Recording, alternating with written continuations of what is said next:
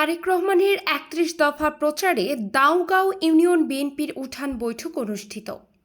ময়মনসিংহের মুক্তাগাছা উপজেলার দাউগাঁও ইউনিয়নের সুসুতি বাজারে তারেক রহমান ঘোষিত রাষ্ট্র কাঠামো মেরামতের ৩১ দফা প্রচারে উঠান বৈঠক অনুষ্ঠিত হয়েছে। মঙ্গলবার ২৮ অক্টোবর রাতে ৪ নং ওয়ার্ড বিএনপি ও সহযোগী সংগঠনের উদ্যোগে এ বৈঠক অনুষ্ঠিত হয়।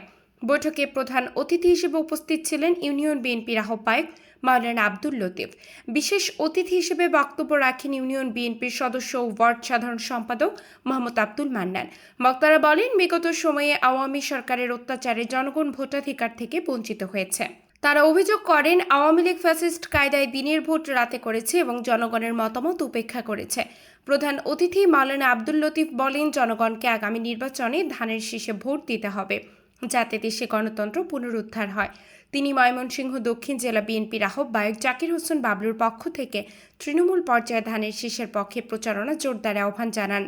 ৪ নং ওয়ার্ড বিএনপির সভাপতি আব্দুল হাকিম সরকারের সভাপতিত্বে বৈঠকে আরও বক্তব্য রাখেন ইউনিয়ন বিএনপির সাধারণ সম্পাদক শফিকুল ইসলাম ইয়াহিয়া, সাংগঠনিক সম্পাদক মিজানুর রহমান মিজান, যুবদল নেতা নূর মোহাম্মদ, স্বেচ্ছাসেবক দলের সদস্য সচিব MR মির্জা, নেতা আমিরুল ইসলাম এবং ছাত্রদল নেতা সেলিম সরকার প্রমুখ।